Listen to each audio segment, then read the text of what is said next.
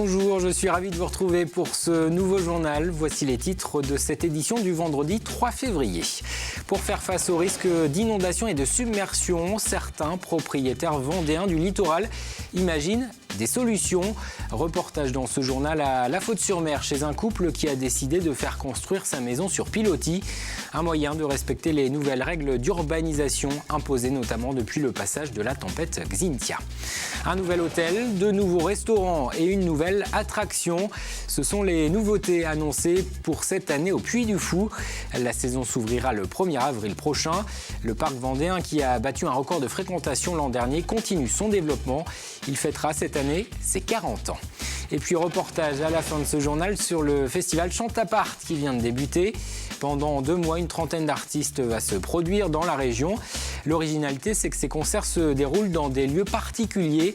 Exemple à La Roche-sur-Yon, où le groupe Humbert Humbert s'est produit dans un lycée.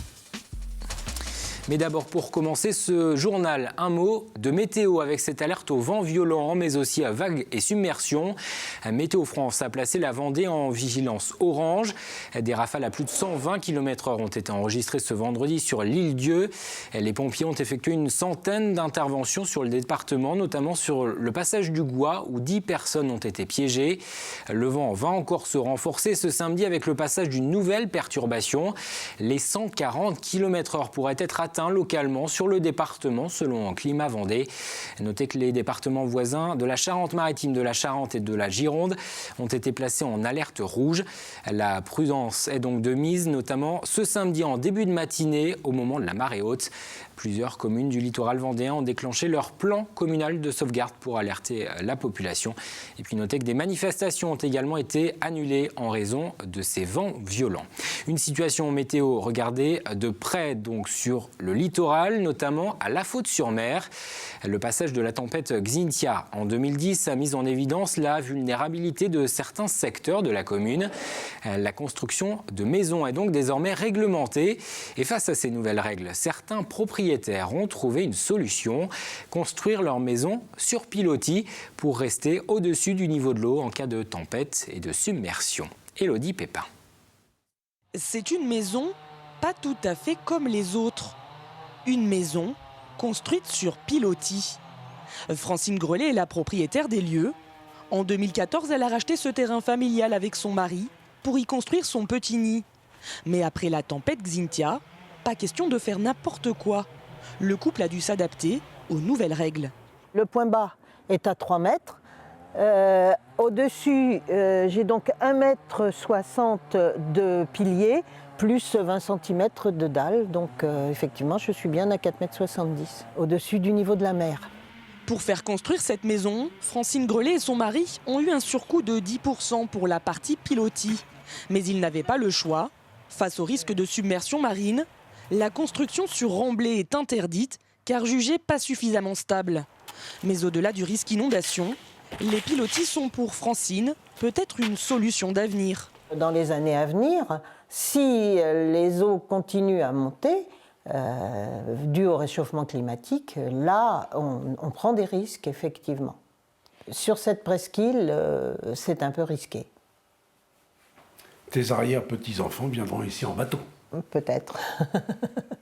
Si dans certains pays, les maisons sur pilotis font partie du paysage, comme en Asie, en France, elles ne sont pas encore rentrées dans les mœurs. À La Faute-sur-Mer, il n'en existe que 3, mais elles pourraient bien se développer et changer ainsi le visage de cette commune meurtrie. Et ces constructions de maisons à La Faute-sur-Mer sont soumises à un nouveau PPRL, un plan de prévention des risques littoraux. Le précédent document avait été annulé par la justice après un recours de l'association de défense des propriétaires fautais. Elle s'inquiétait de l'impossibilité de construire sur 80% de la commune. Un nouveau PPRL a donc été établi. Il est en ce moment soumis à une enquête publique. Il prévoit l'établissement de zones de différentes couleurs dans lesquelles chaque nouvelle construction sera soit autorisée, soit interdite, soit soumise à des conditions particulières. Écoutez à ce sujet le préfet de la Vendée.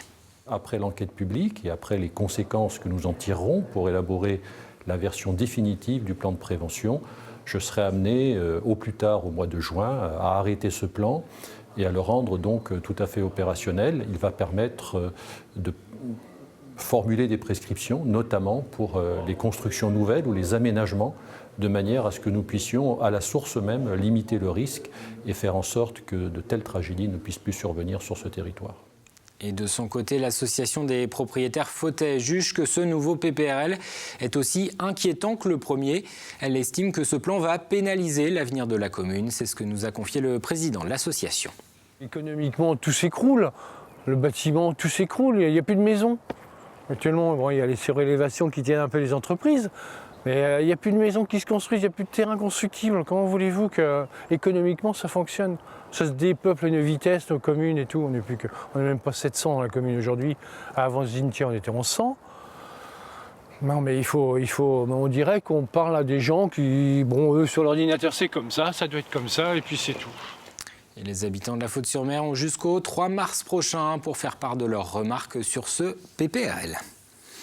La saison estivale commence à se préparer du côté des Épaisses au Puy du Fou.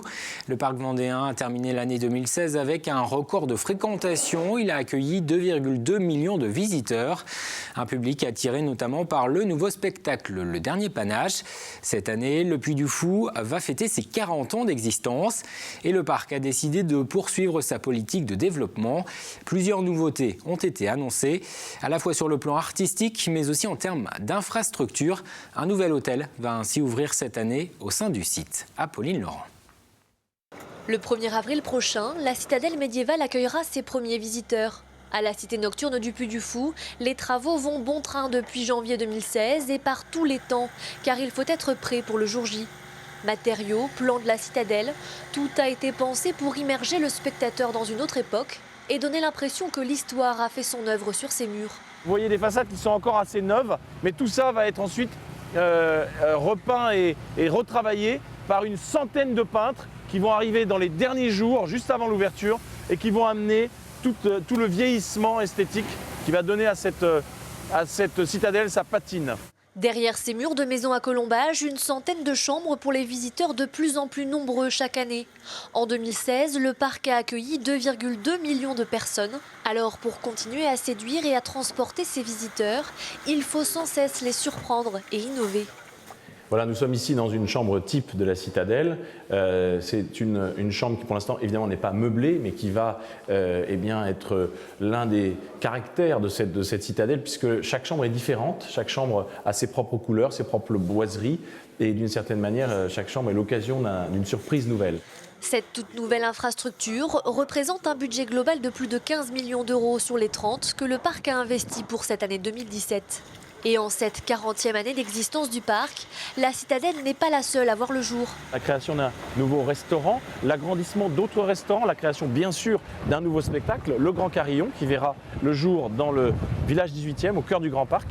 Et puis évidemment aussi l'amélioration permanente, créative de tous nos spectacles. Tous ces investissements continuent à faire la renommée du parc en France et à travers le monde. Ce 40e anniversaire sera l'occasion de grandes soirées comme celle du 16 juin ou encore de célébrer la 1000e cinécénie le 14 juillet prochain. Je vous propose de prendre maintenant la direction de la pointe d'Arcet, située à l'extrême sud de notre département, sur le littoral. C'est un site protégé qui comprend notamment une réserve biologique gérée par l'Office national des forêts. Cette pointe d'Arcet accueille une biodiversité particulière. Pour la préserver d'ailleurs, cette réserve est interdite d'accès la plupart de l'année. Exceptionnellement, elle s'est ouverte ce jeudi aux visiteurs, une balade guidée organisée dans le cadre de la Journée mondiale des zones humides. Reportage Alix Lanos. Pour vous expliquer un petit peu, on va aller voyager un petit peu dans le temps et je vais vous expliquer la formation de la pointe d'Arcet. C'est vraiment un monument géologique qui est assez complexe et dont je vais vous expliquer la formation. Ils font partie des privilégiés, quelques centaines de personnes par an qui franchissent les portes de la réserve naturelle de la pointe d'Arcet, un site classé Natura 2000, interdit au public. Ces milieux sont fermés et préservés de l'activité humaine. Donc le message qu'on essaie de leur faire passer, c'est qu'en l'absence d'activité humaine, la nature vit. Et ça nous sert à la fois de laboratoire pour étudier comment la nature se comporte quand elle est livrée à elle-même, et aussi pour voir un petit peu quels sont les impacts de l'homme sur le milieu. Oui, c'est ça, c'est ça. Le gros des sédiments, c'est la Loire, mais par contre, la dérive littorale, ça change. 3 heures de visite pour découvrir tout l'intérêt écologique de ces 600 hectares de réserve entre mer et forêt.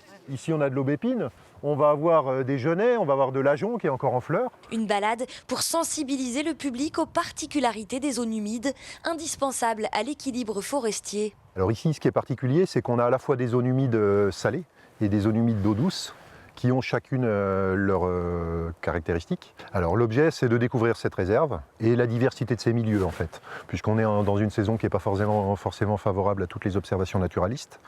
Donc on va essayer de voir plutôt les grands types de milieux et voir ce qui les caractérise. Pas d'observation de la faune aujourd'hui donc pour les participants. Des gens du coin pour la plupart, curieux de connaître l'histoire de l'environnement qui les entoure. C'est bon de se rappeler quand même comment ça s'est construit petit à petit, tout ça, quoi. J'habite cette commune depuis 10 ans et en fait j'ai jamais pris le temps, parce que souvent il y a des visites l'été, moi je travaille, j'ai jamais pris le temps de venir faire cette visite avec les explications de la faune, de la flore et de tout ce qui entoure la pointe d'Arcet. On s'approche des contraintes liées à la mer. C'est quoi ces contraintes? On a déjà parlé du sel. Il y a le vent. Laboratoire grandeur nature, la réserve de la pointe d'Arcet est unique en son genre. Des dunes, de la forêt, des marais, une mosaïque idéale pour la biodiversité, tant faunistique que floristique.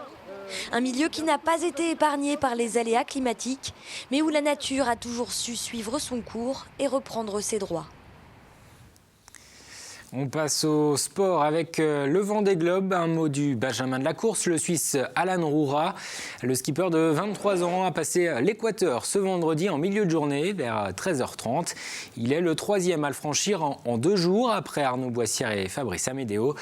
Les 3 skippers devraient donc arriver dans un laps de temps assez rapproché dans une quinzaine de jours au Sables d'Olonne. Jetons un coup d'œil à présent au rendez-vous sportif de ce week-end dans le département. D'abord en football, sachez que le match de national prévu ce samedi entre les Herbiers et Lyon-Duchère est reporté en raison des conditions météo. De leur côté, les footballeuses de La Roche-sur-Yon, actuellement 4e de D2, joueront dimanche à domicile au stade de Saint-André d'Ornay contre Saint-Malo, 5e, pour le compte de la 13e journée de championnat.